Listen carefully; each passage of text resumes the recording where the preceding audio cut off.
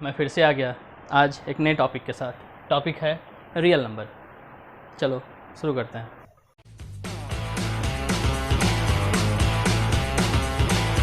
तो बच्चों, real number शुरू करने से पहले हम सब नंबर के डेफिनेशन और उसके कैटेगरी को देखते हैं, फिर उसके बाद रियल नंबर पर लौटा जाएगा। नंबर, अ डिजिट और a group of digit is called number. Number का बहुत कॉमन सा डेफिनेशन है। डिजिट जानते हो 0 to 9 डिजिट हैं, टोटल 10 डिजिट होते हैं। इन डिजिट को अकेला लिखो या 2 डिजिट मिलाकर लिखो, ये सभी अपने आप में एक नंबर होते हैं। अब इस नंबर की कैटेगरी को देखो, समय के साथ साथ कितने हिस्सों में बांटा गया है। जो इनिशियल स्टेज था उस समय में नंबर को 2 हिस्सों में बांटा गया, नेचुरल नंबर और होल नंबर। बताना चाहूँगा, ये नेचुरल नंबर तब की बात है जब लोग लिखना पढ़ना नहीं जानते थे, सिर्फ काउंटिंग किया करते थे। वो भी अपनी इधर उधर की चीज़ों को गिनती करते थे। वो कभी सोचते होगे ना तुम कि जब 0 था ही नहीं तो लोग 10 कैसे लिखते होंगे। होल नंबर तो बाद में आया क्योंकि आर्यभट्ट ने 0 की खोज की। अब सोचो उससे पहले 10 कैसे लिखते होंगे, कभी सवाल आया? बिल्कुल। तो आर्यभट्ट के शून्य खोजने से पहले तक लिखने की कोई प्रथा नहीं थी, और लोग लिखते भी थे तो वो रोमन वाली जो डिजिट होती है उसमें लिखा जाता होगा, या शायद जो टैली मार्क पढ़ते हो तुम सब स्टैटिक्स में, उस टैली मार्क का इस्तेमाल किया जाता होगा लिखने के लिए। पर काउंटिंग चलती थी तो काउंटिंग में 10, 11, 12, 25, 40, 50 आना कॉमन था। वो काउंटिंग की बात थी, काउंटिंग में वो सब आता रहता था। फिर आर्यभट्ट ने 0 दिया और लिखने की एक नई प्रणाली शुरू हुई, जिसमें तुम जानते हो 10, 20 और 30 लिखने का क्या प्रोसेस है।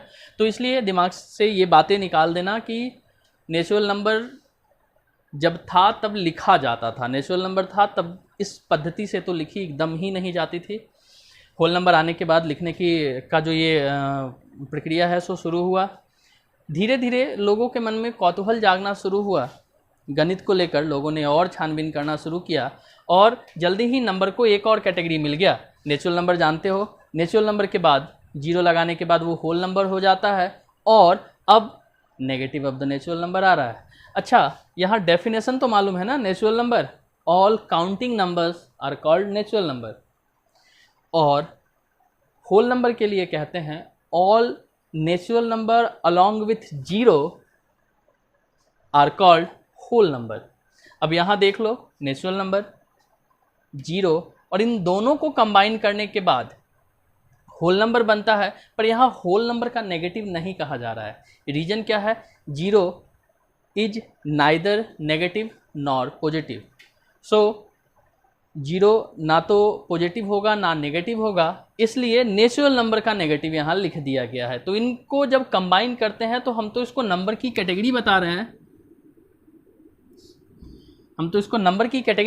हैं, पर इसका एक नया नाम दे दिया गया, दैट इज इंटीजर। मीन्स अगर इंटीजर का डेफिनेशन देखो तो इंटीजर का डेफिनेशन तुमको क्या मिलेगा? Natural number 0 and negative of the natural number are called integer. ये तो थी इंटीजर की बात। नेगेटिव, पॉजिटिव और 0 जैसे नंबर्स तुमको मिल गए थे। अब बारी थी आगे बढ़ने की, और अगला जो कैटेगरी आया, उस कैटेगरी में जाने से पहले एक छोटी सी बात बता दूं कि इस बीच में अभी तक जो भी नंबर थे वो तुमको मालूम है कंप्लीट नंबर थे। 1, 2, 3, 4, 5 मीन्स काउंटिंग नंबर, 0 और negative of the counting numbers. यानी अभी तक ना तो फ्रैक्शन आया था ना ही डेसिमल आया था, पर बहुत जल्दी इसकी भी खोज हो गई। और इसकी खोज होने के बाद जो सारा का सारा ग्रुप तैयार हुआ, उस ग्रुप को कहा गया रियल नंबर। मीन्स जितने भी नंबर, सही कहूँ तो स्टैंडर्ड 10th तक तुम जितने भी नंबर देखते आए हो, देख रहे हो, जान रहे हो, वो सब रियल नंबर है। हम सब रियल नंबर को जाने उससे पहले नंबर लाइन को देखते हैं। ये वही नंबर लाइन है जिस पर बचपन में 1, 2, 3 और बाद में जाके फ्रैक्शन रिप्रेजेंट करना शुरू किए थे। फ्रैक्शन कहना तो अब गलत होगा, क्योंकि फ्रैक्शन में सिर्फ पॉजिटिव फ्रैक्शन, पॉजिटिव फॉर्म आता है, p/q का जो नेगेटिव फॉर्म होता है वो फ्रैक्शन नहीं, वो रेशनल नंबर कहलाता है। तो अब रेशनल नंबर की बात आएगी। तो क्लास 9th में भी, 9th के इनिशियल स्टेज में तुम लोगों ने एक नंबर लाइन पर सब कुछ रिप्रेजेंट करना सीख लिया है, 0, 1, 2, 3, -1, -2, और इस बीच में सारे के सारे रेशनल नंबर। तो इस तरह से नंबर लाइन के बारे में कहा जाता है, the line on which all the numbers can be represented is called number line. Number line पर सारे नंबर्स को, क्लास 10 तक तुमने जितने भी नंबर्स पढ़े हैं उन सबको रिप्रेजेंट किया जा सकता है। अब चूँकि मैं कह रहा हूँ कि जितने भी नंबर तुम आज तक पढ़े हो वो सारे रियल नंबर में भी आते हैं, तो रियल नंबर को जिस पर रिप्रेजेंट किया जाए, मतलब इस तरह से कह सकते हैं, the line on which real number can be represented is called number line. पर प्रॉब्लम क्या है कि नंबर लाइन का डेफिनेशन तो ये हो गया कि the line on which real number can be represented is called number line, but जब नंबर लाइन से इतर रियल नंबर की डेफिनेशन पूछी जाती है तो कहा जाता है all those number that can be represented on number line is called real number। अब सोचो ये कैसा है, नंबर लाइन के लिए कहा जा रहा है, नंबर लाइन के लिए the line on which real number can be represented is called number line, और रियल नंबर के लिए कहा जा रहा है all those number that can be represented on number line are called real number. ये तो वही बात हो गई, मुर्गी और अंडा, पहले मुर्गी या पहले अंडा, दोनों में से कोई तो पहले आया होगा। अब तुम ऐसे बताओ तुमने पहले कौन सा चीज़ पढ़ा है, नंबर लाइन पढ़ा है या रियल नंबर पढ़ा है? निश्चित ही नंबर लाइन पढ़ा है। बचपन में ही डंडा बना दिया जाता था, 1 2 3 4 रिप्रेजेंट करने कहा जाता था, काउंटिंग करने कह दी जाती थी। तो नंबर लाइन का डेफिनेशन छोड़ दिया जाता है, जो मैंने कहा। रियल नंबर पर आते हैं। रियल नंबर का एक बहुत कॉमन और बहुत ज़्यादा यूज होने वाला एक डेफिनेशन है, all those number whose square are positive are called real number. इस तरह से रियल नंबर के एग्जाम्पल में क्या क्या आ जाएंगे? रियल नंबर के एग्जाम्पल में सब कुछ आ जाएंगे। तुम किसी भी नंबर को ले लो, उसका स्क्वायर करके देखो। एग्जाम्पल के तौर पर -7 नेगेटिव नंबर है, बट इसका स्क्वायर क्या होगा? -7 का square is equal to 49, means ये रियल नंबर है। 3/5 स्क्वायर कर दो, 3/5 स्क्वायर कर दो, ये तो पहले से ही पॉजिटिव है, इसका स्क्वायर तो नेगेटिव हो ही नहीं सकता है, तो ये हो गया 9/25, that is also real number. तो ये रियल नंबर का डेफिनेशन है। अब इस आधार पर इमेजिनरी नंबर को तो समझ ही गए होंगे, हालांकि ये तुम्हारे इस क्लास का टॉपिक है नहीं। इस टॉपिक के लिए तुमको एक और साल वेट करना होगा, नेक्स्ट ईयर मीन्स 11th में तुमको इस कॉन्सेप्ट से मुलाकात हो जाएगी। पर जैसा कि मैंने कहा रियल नंबर के बारे में, all those numbers whose square are positive are called real number. उसी तरह all those number whose square are negative are called imaginary number. But यहाँ सिर्फ एक ही नंबर मैं तुमको दिखाऊंगा, कुछ रीजन है, आने वाले समय में तुमको पता चलेगा। वो नंबर है, यहाँ मैं तुमको एक ही नंबर दिखाऊंगा, वो नंबर है √(-1)। तुम उसके स्क्वायर को इमेजिन करके देख सकते हो। √(-1) का स्क्वायर में भी -1 होगा। ऐसे में this number is an imaginary number. So ये इमेजिनरी का कॉन्सेप्ट है, बट ये क्लास 11th में तुमको मिलेगा। हम अब रियल नंबर पर आएंगे और रियल नंबर के साथ देख लो क्या होता है। Real number are divided into 2 categories, rational number and irrational number. Rational number और इरेशनल नंबर को तो 9th में भी बहुत डिटेल से पढ़े हो, इस बार फिर से पढ़ना है। रेशनल के बारे में जानते हो, all those number that can be represented in the form of p/q where p and q are integer and q is not equal to 0। ये बहुत बार आने वाला डेफिनेशन है जो तुम पहले से भी जानते हो। और इरेशनल नंबर के बारे में सीधे से कह दिया जाता है, all those number that can not be represented in the form of p/q are called irrational number. इसके अलावा इरेशनल नंबर के पहचानने के और कुछ नियम हैं और कुछ कंडीशंस हैं, उन कंडीशंस को तब जानेंगे जब इरेशनल नंबर को पढ़ रहे होंगे। हालांकि अभी हमें इन सबसे अलग यूक्लिड डिवीजन लेमा को देखना है, जो इस चैप्टर की शुरुआत है, इसलिए हम सबसे पहले यूक्लिड डिवीजन लेमा को देख लेते हैं, फिर वापस लौटेंगे तो रियल नंबर, रेशनल नंबर और इरेशनल नंबर को क्लियर किया जाएगा। हाँ तो बच्चों, अब हम सब देखते हैं Euclid division lemma. Euclid division lemma में एक वर्ड आ रहा है लेमा, डिवीजन से तो परिचित हो। यूक्लिड एक मैथमेटिशियन का नाम है, क्लास 9th में भी एक बड़ा सा चैप्टर था इनके लिए, जो पढ़ने में शायद 1 या 2 दिन लगा होगा मुश्किल से। तो यूक्लिड डिवीजन के बाद लेमा या एल्गोरिथम, दो देख रहे हो, एल्गोरिथम या लेमा, इसको समझते हैं। खास बात क्या है कि लेमा वर्ड तुम्हारे लिए नया होगा, पर उससे जुड़ा हुआ उस लिस्ट में एक नाम आता है थ्योरम, जिससे तुम पता नहीं पिछले 3-4 सालों से बड़े परेशान से हो या नहीं हो। तो आज हम सब उस परेशानी को थोड़ा सा और बढ़ाते हैं। पहले ही चैप्टर में रियल नंबर के साथ तुमको थ्योरम या लेमा जैसा कॉन्सेप्ट आ गया है। थ्योरम के बारे में तो सभी जानते हो कि स्टेटमेंट दिया होता है जिसको ज्योमेट्रिकली तुमको लिखते हुए बड़े लंबे से प्रोसेस में जाके प्रूफ करना होता है, पर आज मैं शुरू से दिखाता हूँ गौर से। सबसे पहले lemma is a proven statement. Lemma is nothing but a proven statement.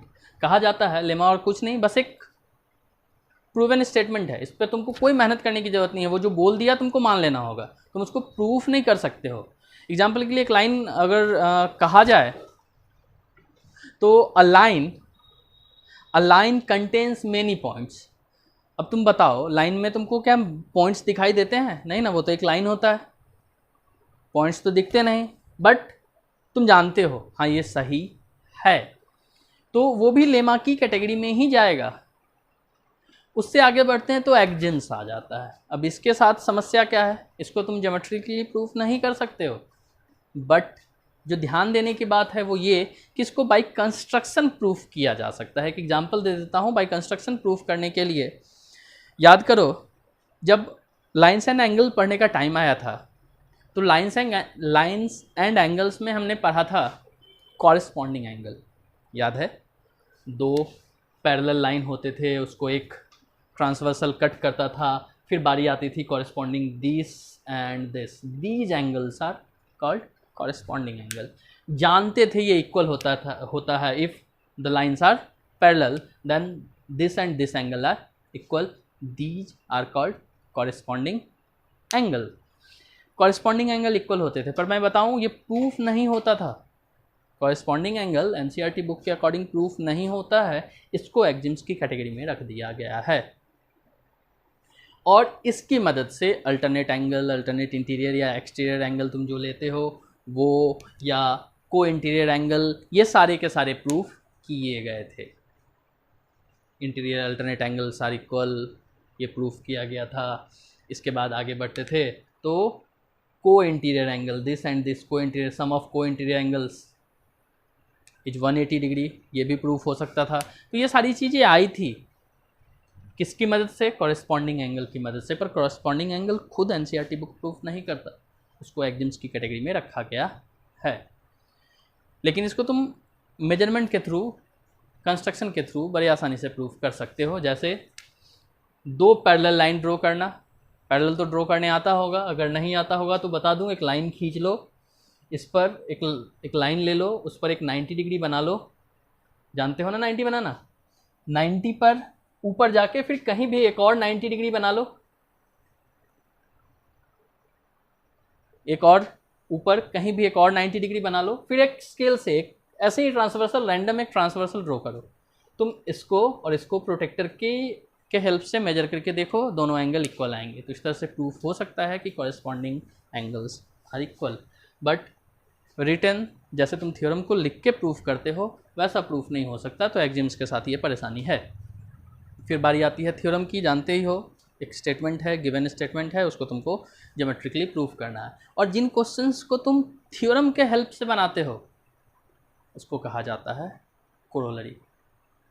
ये शब्द भी बड़ा टेढ़ा है, टंग ट्विस्टर कह सकते हो इसको, पर ठीक है। तो ये कैटेगरी आ गई, इसमें आज हम सबको पढ़ना है सबसे पहले लेमा। और लेमा में भी कौन सा लेमा? Euclid division lemma. तो चलो यूक्लिड डिवीजन लेमा को देखते हैं। यूक्लिड डिवीजन लेमा सुन के शुरू में डर लगा होगा कि फिर से थ्योरम आ गया, पर बताता हूँ। क्लास 4-5 में आप लोगों ने डिवाइड को चेक करने का एक रूल अपनाया होगा, याद है? डिवाइड चेक करते थे ना? जी हाँ, बिल्कुल वही वाला। Dividend is equal to divisor into quotient plus remainder, याद आया?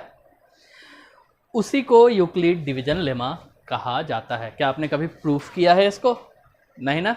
ये प्रूफ हमें करना भी नहीं है, इसलिए इसको लेमा कहा जाता है। It is a proven statement. अब उस क्लास में तो हमने सीधे सीधे स्टेटमेंट में पढ़ा था। उस क्लास में तो हमने सीधे सीधे स्टेटमेंट में पढ़ा था, dividend is equal to divisor into quotient plus remainder. But इस जगह इसको थोड़ा सा स्टैंडर्ड फॉर्म दे दिया गया है। कैसे? डिविडेंड को a, डिवाइजर को b, कोसेंट से q और रिमाइंडर से r ही निकाला है, कुछ भी नया नहीं। इस तरह से a is equal to B Q plus R. This is Euclid division lemma. अब इस यूक्लिड डिवीजन लेमा को थोड़ा सा स्टेटमेंट के साथ लिखते हैं। तो यूक्लिड डिवीजन लेमा को अगर स्टेटमेंट में लिखना हो तो कुछ इस तरह से लिखा जा सकता है, when a positive integer a is divided by b, quotient is q and remainder is r, by Euclid division lemma a is equal to bq plus r, where r is greater than equal to 0 and less than b। इसका क्या मतलब है? आओ इस पर एक चर्चा करते हैं। तो आइए देखते हैं आज इसमें ये जो कंडीशन होता है r which is greater than equal to 0 and less than b, इसका क्या मतलब है? तो एक एग्जांपल से इसको बेहतर तरीके से समझते हैं। एक नंबर ले लो 47 और उसको डिवाइड करो 5 से। नंबर है 47, डिवाइड करना है 5 से। 5 9 जा 45, 2। रिमाइंडर कितना आया? 2। यहाँ अगर इसको a is equal to B Q plus R के टर्म में लिखना होता तो a के जगह क्या आना होता? 47। b means 5 into q means 9 and remainder 2। अब आप बताओ, ये जो 2 है, ये 2 किसी और नंबर को अगर 5 से डिवाइड किया जाता तो मैक्सिमम रिमाइंडर क्या बचता? एग्जाम्पल के लिए थोड़ा सा आगे चलो। 5 48, 5 9 जा 45, रिमाइंडर 3 49, 5 9 जा 45, again remainder is 4। but next 50, 5 1 जा 5 cancel 0 and here it is। अब आप देखो, पहले में रिमाइंडर 2, दूसरे में रिमाइंडर 3, तीसरे में रिमाइंडर 4, बट चौथे में रिमाइंडर 0 है। चूँकि आप किसी नंबर को 5 से डिवाइड कर रहे हैं, इसलिए जो आपका रिमाइंडर आने वाला है वो रिमाइंडर 2 हो सकता है, 3 हो सकता है, 4 हो सकता है, बट 5 नहीं हो सकता है। अब आप समझिए, रिमाइंडर 0 तो हो सकता है। अगर इससे पहले आकर देखूं 5 45, 5 9 जा 45, रिमाइंडर इज 0, यहाँ भी और यहाँ भी। तो रिमाइंडर, ये जो r का वैल्यू है, इस केस में आपके सामने क्या हो सकता है? 0 1 2 3 4, बट 5 नहीं हो सकता। क्या हो सकता है? नहीं। इसलिए कहा गया कि जो r होगा वो ग्रेटर देन इक्वल टू 0 होगा, मीन्स 0 से बड़ा होगा या 0 के बराबर होगा। ये ग्रेटर देन मीन्स 0 से बड़ा 1 2 3 4, इक्वल टू यानी 0 भी हो सकता है, बट किसी भी सूरत में ये 5 से बड़ा नहीं होगा। इस केस में चूंकि 5 से डिवाइड किया जा रहा है, 5, गौर कीजिए ये b है, b, इस सूरत में b का वैल्यू जो भी होगा r का वैल्यू उससे तो कम ही होगा, इसलिए लिखा जाता है r greater than equal to but less than b। बात समझ में आई? तो ये है कॉन्सेप्ट इस जगह इस तरह से लिखने का। यूक्लिड डिवीजन लेमा को समझने के बाद अब उस पर बेस्ड एक क्वेश्चन देखते हैं। Find the HCF of the given pair of numbers by Euclid division lemma. HCF तो तुम सब क्लास 5th से ही निकाल रहे हो, स्टैंडर्ड 5th में भी एचसीएफ निकालना था, बट इस बार एचसीएफ निकालने कहा जा रहा है बाय यूक्लिड डिवीजन लेमा। अब ये यूक्लिड डिवीजन लेमा से एचसीएफ कैसे निकलेगा, आओ उस पर डिस्कस करते हैं। यहाँ दो नंबर्स दिए गए हैं, दो नंबर है, एक 24 और एक 138। इन दोनों में since 138 is greater than 24, therefore a is equal to 138 and b is equal to 20 and b is equal to 24 ले लेना है। क्यों? क्योंकि dividend is equal to divisor into quotient plus remainder. दो नंबर्स मिल जाने के बाद बाकी दो तो हम खुद ही अरेंज कर सकते हैं। यहाँ एक लिख देना है by Euclid division lemma a is equal to B Q plus R, where r is greater than equal to 0 and less than b। अब यहाँ एक बात बताऊँ, सजाना तो तुमको इसको इस आधार पर है, इसी पैटर्न पर है, पर उसके लिए डिवाइड तो करना ही पड़ेगा, उससे बचने का कोई गुंजाइश कहीं नहीं होता अगर नंबर्स ऐसे हो तो। आओ देखते हैं क्या करना होगा। सबसे पहले 138 और यहाँ 24, चलो साइड में रफ किया जाए। 24 से 138 को डिवाइड करते हैं 5 टाइम्स में, 5 4 जा 20, 5 2 जा 10 और 2 12, remainder is 18. Now this can be written as this 24 into 5 plus 18। Step 1 done. इसके आगे बढ़ते हैं 18 से। ये देख लो वो वही वाला प्रोसेस है जिससे बचपन में तुम सब एचसीएफ निकाला करते थे, बस इसको यहाँ अरेंज करना थोड़ा सा अलर्ट रह के। 18 1 जा 18, 6, वापस से 24 is divided by 18, so 24 is equal to 18 into 1 plus 6। ये स्टेप 2 डन। अब खास बात क्या है, ये काम तो हमको एचसीएफ निकालते हुए तब तक करना होता था जब तक कि रिमाइंडर 0 ना आ जाए। तो रिमाइंडर 0 के लिए वापस से 18, 6 3 जा 18, remainder is 0, 18, remainder is 0। Now 18 is divided by 6, so 18 is equal to 6 into 3 plus 0। यहाँ 0 आ गया। अब तुम खुद ही देखो,